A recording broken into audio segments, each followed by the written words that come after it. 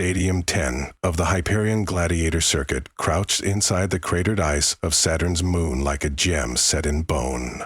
10,000 meters of fused diamond and transparent aluminum arced over the arena, imprisoning neon lights, shredded banners, and the metallic roar of 35 million spectators tuning in from every major colony between Mars and the Oort. They had come, as always, for blood, translated into sparks. Combat mechs, piloted by neural-grafted thralls, property of the League, fighting until limbs tore free and reactor hearts burst like fireworks. To the audience, it was sports entertainment, a pageant of anthropoid machines, each one carrying the logos of the syndicates that owned them. To the pilots, welded inside cockpit coffins, it was something closer to hell's lottery. Each nervous system had been spliced with neural governors, when enough matches and pain dampers were dialed down a notch. Lose, and you were left alone with your agony until the medtechs came to stitch you back together for the next bout. In the catacombs beneath the stands, Pilot 64043 registered as Venator Red hung in his suspension cradle while techs performed last-minute calibrations, and electrodes webbed his shaved skull. Intravenous cables braided down his spine. Officially, he no longer had a name. Unofficially, he still answered to Sayeg in the whispered conversations piped across the clandestine comms the prisoners had built with stolen processor cycles. Sayeg's mech was a battered lightweight, a third-hand wyvern chassis painted crimson to hide rust scars. It had won him 14 bouts and half that many fracked. Another win tonight and the governor might let him sleep without the nightmare loops. Another loss and, well, there were rumors about the scrap pit for obsolete assets. Static crackled in his ear. "Eyes up, new dog in the pit," someone whispered on the illegal channel. The voice belonged to Pilot 319, codenamed Jocasta, a tactical savant trapped inside a tank-class juggernaut. They're calling it the Wild Card. No dossier in the League database. Saye frowned. Every mech, every pilot, every telemetry packet for the weekly card was filed 2 weeks in advance by decree of the Interplanetary Gambling Authority. No dossier meant no odds. No odds meant no profits. Unthinkable, unless someone very powerful wanted a surprise, or someone very clever had hacked the system. A klaxon boomed through the hangar, Match 6 assembling. Saye's cradle lowered him to command couch. Liquid gel hissed around his limbs. He felt cybernetic eyelids slip shut as the cockpit sealed, lights dimming to surgical blue. The world shrank to sensor readouts and the stale smell of recycled air. Venator Red, the referee's voice echoed. Versus Wildcard. Non-lethal engagement. Suborbital hazard map Alpha. Sponsor Hyperion Distilleries. Combatants, stand by. Non-lethal, Sergei thought bitterly, meant if you killed your opponent too fast, the house lost beverage sales, so they'd disable weapons after 60% structural damage. It rarely saved anyone. The floor retracted, an elevator plate carried his wyvern up into glare. The dome thundered with cheers. Holocams, each the size of a dragonfly, swarmed, their lenses irised like hungry eyes. Opposite him, another elevator rose. Out of the smog came something lean, matte black, edges flickering with microprojectors. The wildcard looked like a prototype racer. Minimal armor, reverse-jointed legs, and elongated spine hosting a row of omni-vectored thrusters. But what caught Seg's attention were its markings, or rather, the lack of them. No sponsor decals, no league serial numbers, just a single word, stenciled beneath the cockpit hatch in ghost white. Contra. The announcer inhaled for drama. Citizens of Sol, prepare your feed filters.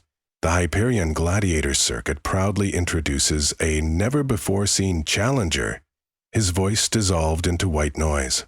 Then the Jumbotron banners flickered, glitching between advertisements, the house anthem, and perplexing fractals. In the control booth, techs slapped consoles. Across every channel, an unauthorized data surge ripped through the arena routers. Tiny sigils danced over Sei's HUD. Auto-patching protocols, command prompts requesting root access to his neural interface. Impossible. Yet, there it was. He should have rejected the handshake. Accept unknown code and you risked neurosynaptic seizure. But the sigils arranged themselves into a single message. Lift the curtain. A decision made itself. Sei twitched a tongue switch. Link accepted. The announcer regained audio, but now his words were delayed, distorted, syllables reversing. Crowd noise folded into itself, chopped and remixed, like a rogue DJ had hijacked the soundscape. The match timer went green. The wild card fired thrusters and blurred sideways, but instead of coming at him, it circled, leaving incandescent contrails. Sci followed out of reflex. Wyvern cannons spinning to life, yet the wildcard's pilot transmitted on a private band. "Don't shoot, Sayek. I'm here to set you free." The voice was human, masculine, calm, no trace of the tremor one expected before a gladiator bout. Sayek's pulse jackhammered. "Who the hell are you?" "Call me Arden. Short for Deus Ex Machina." "Cute," Sayek muttered, strafing to keep appearance of combat. Plasma bolts sizzled past him, doing theatrical damage to the wall. The crowd roared, none the wiser. "Listen," Ardan said. "I've overridden the match logistics. Every neural governor in the complex will unlock if we keep this fight running exactly 4 minutes. I need you to survive, sell the illusion, and be ready when shutdown hits. Then we leave. All of us." "All? Pilots? Everyone?" Sayek barked a disbelieving laugh that came out a painful wheeze. "You can't exfil 82 captives from the most secure venue in the system. That alone," Arden agreed. "But I'm counting on the rest of you to help. Tell Jocasta to spread the word. Internal WhisperNet is still dark to League scanners. My code sees to that." Saya hardly trusted optimism, yet a spark lit inside his sternum the way hope once had. "Okay, Phantom, let's dance." For the audience, the duel now looked ferocious. Saya lunged with a vibro-glaive, missing by millimeters as Arden's mech vaulted over, rocket boots snarling. Fireworks blossomed where claws met energy shields. Time ticked, 90 seconds, 120. Below in detention pods, the enslaved pilots felt their restraints loosen. Red lights on collar cuffs flipped to amber. Electroshock inhibitors idled. They whispered across the clandestine lattice that Jocasta amplified. "Stand by. When green, kill the lights and run." Back in the arena, the wild card intentionally exposed a flank. Protocol demanded.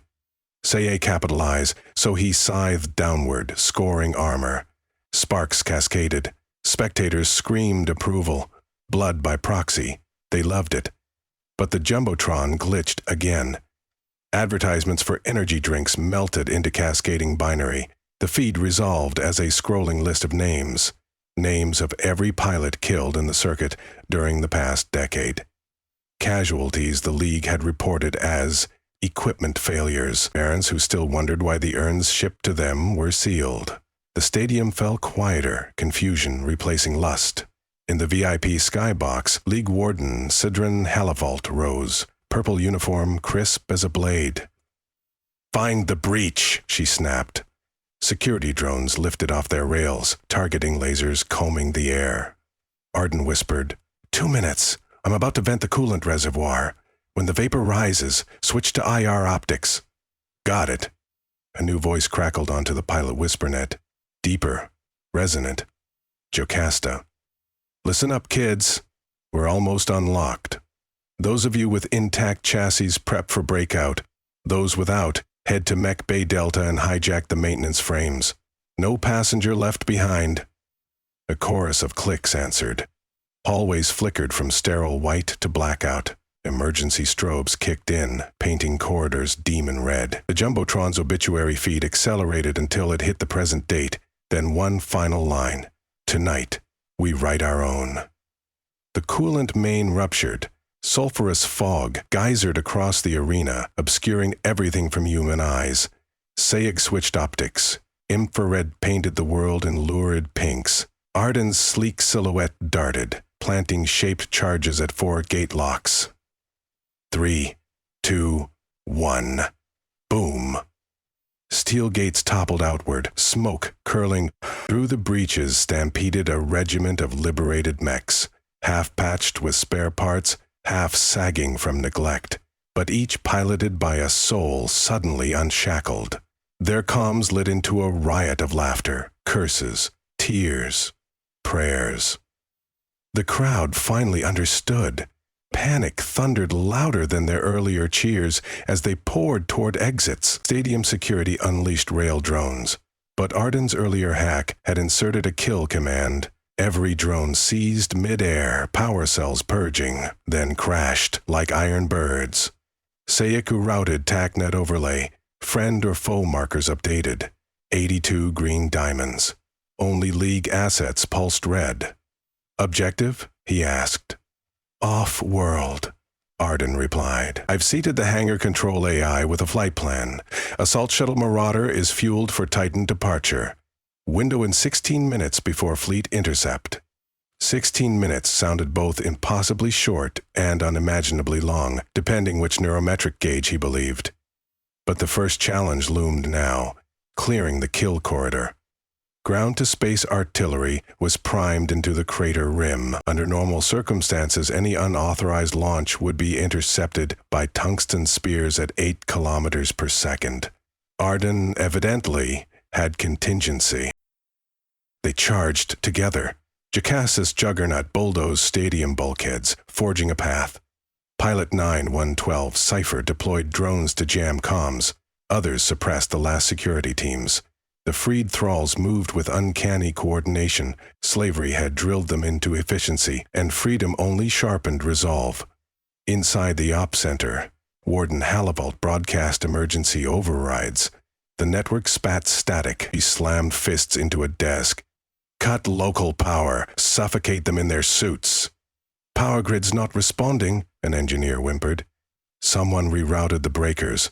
Then vent the atmosphere. Biosphere locks are a demanding biometric authorization we don't have. Halivalt understood then. The hacker hadn't merely subverted subsystems. He owned the entire stack. Her eyes narrowed. Who is he? Elsewhere, Arden's mech sprinted beside Sega's. Calling me a he is convenient shorthand, he said when asked. But I'm human in the legal sense, yes. Grew up, free. Couldn't tolerate watching my species host a blood sport more barbaric than any Colosseum Rome devised. So I studied the game from outside. Why risk your life? Segas asked, vaulting over rubble. Because I had the privilege of choice, Arden replied, voice quiet over the bedlam. And privilege unused is complicity. They burst into the launch annex. Marauder's silhouette hulked like a dark dagger against star-spangled glass. Docking clamps held her nose up, cargo ramped down. Servitors scurried, beeped, panicked as 80-plus mechs stormed the bay. Load in, Jocasta commanded. 4 rows, stack tight. Flight deck will accommodate. Saya guided his wyvern up the ramp, magnetic clamps locking feet to deck. Haptic sensors mapped him into a launch cradle. He saw pilots scramble on foot as well, those whose bodies could still run after years of tube atrophy. Alarms wailing now included system-wide distress. Saturn Patrol was 3 minutes from dropping rail cannons. The crater's static shield parted open like a camera iris, revealing black space and Saturn's honeyed clouds. Arden jettisoned the last of his mech's external plating, exposing arrays of transmitters. Final trick, he said. Need 20 more seconds. Sai checked sensors. Orbital turret spinning. Ready. What are you doing? Giving them the monster they paid for. Arden flicked a toggle. Contra's core pulsed purple. A data stream erupted, hijacking every holocast channel in Sol. Billions of devices lit up with a single feed. Arden's cockpit camera. People of Earth, Mars, the Belt, And the outer worlds, he began, voice steady. I present the truth of your gladiator circuit. These pilots you cheer to their deaths were abducted, enslaved, their minds shackled by algorithms you funded through pay-per-view. Tonight they walk free. If you would stop them, remember their names scroll across your screens. Their suffering is your entertainment tax. If you will not stop them, then help them. Because the League will hunt them. And you, now that you know, decide whether you are audience or accomplice. He cut the feed. Contra's reactors spiked, overloading until the chassis bloomed into a miniature sun. The flash blinded tracking optics. Molten fragments peppered the deck as the mech self-destructed. Sayer's heart lurched. Arden. But a moment later, Arden's voice came through an unencrypted civilian channel routed via the shuttle. Evacuated to the cockpit before detonation. Chill. Let's fly. The tower barked over comms. Unauthorized vessel, stand down or be vaporized. Arden answered by lifting Marauder off its clamps. Engines roared. Magnetic clamps snapped the launch tube's railing. The shuttle rocketed down the length of the glacier, converting ice crystals into auroral plumes. Turrets fired spears of tungsten. Jocasta fed power to shields. Impacts hit like divine drums. Armor simmered, but Marauder punched through the upper dome. The last salvo streaked after them until the turrets abruptly died. Arden chuckled. Turns out, if you overload local grid capacitors with a starburst from a self-immolating mech, breakers trip. They escaped Titan's gravity well, kiting low over the rings where no Earthborn sensor grid covered. On board, medtech pods hissed open for the wounded. Pilots climbed from mechs, removing helmets that hadn't come off in years. Faces bore scars, but eyes shimmered with electric disbelief. Saig floated weightless, watching Saturn recede. Jocasta anchored near him, synthetic frame still. We did it, she whispered. Then, softer. What now? Arden's voice piped through interior speakers, threaded with exhaustion. Now we choose destinations.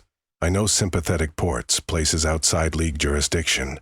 We'll need to disarm neural governors permanently, treat injuries, secure identities.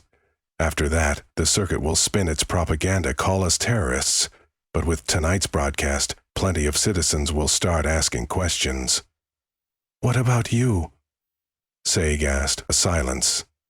Then, I'll keep hacking. There are other circuits, other prisons. Solitaire efforts won't scale. We must build a network. And I suspect you all have suggestions. Laughter rippled among the refugees. Hours later, with autopilot engaged on a stealth trajectory toward a Kuiper safe haven, Sega floated into the cockpit. Arden sat at a console. Flesh and blood, after all. Features sharp, but eyes tired. No uniform, just plain gray coveralls. Sai offered a canteen.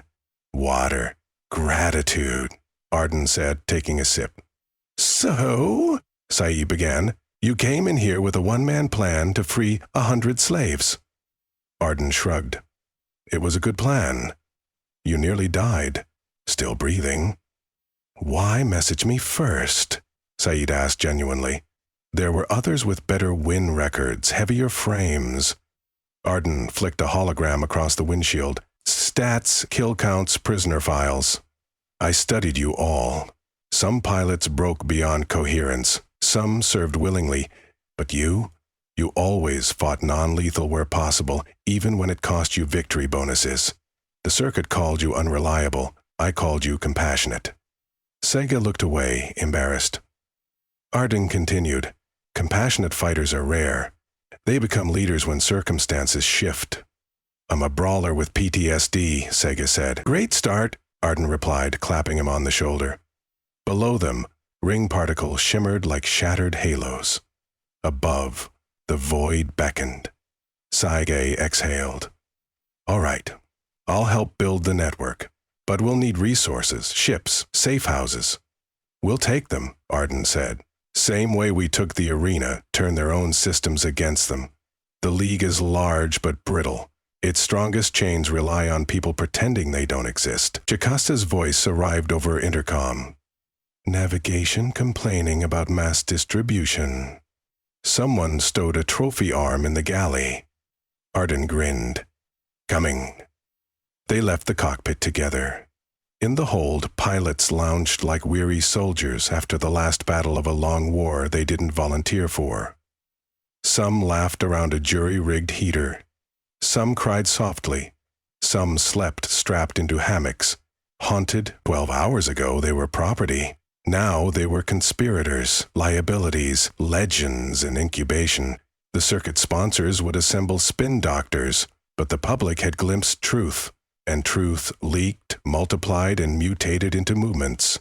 Sayet fetched a battered guitar from a salvage box, contraband he'd tuned during lonely nights in his cell. He perched on a crate and strummed. Strings were out of phase, his fingers unsteady, but the sound drew heads.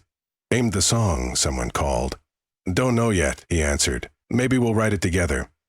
He played until chords smoothed, until hearts synchronized, until the hum of the drive filled rests between notes. And within that impromptu score drifted something fragile and enormous. The recognition that survival had already become mission, that the jailbreak's flashpoint was only Act 1 of a revolution these pilots now carried in their rewired bones. In the quiet after, Arden addressed them from the catwalk. "We'll reach Haven's shadow in 12 days. Until then, heal, plan, learn each other's stories. The League will chase us. But mark my words, for every circuit they build, we'll hack 10. For every gladiator they draft, we'll offer a door out. Tonight was proof of concept. Tomorrow, we franchise freedom." Cheers rose, ragged yet fervent. Somewhere, a toast clinked, and among the swirling galaxies beyond the viewport, the ship's ion plume carved a pale line through darkness. A signature broadcast to anyone watching with the right instruments. The first contrail of resistance, bright against infinity.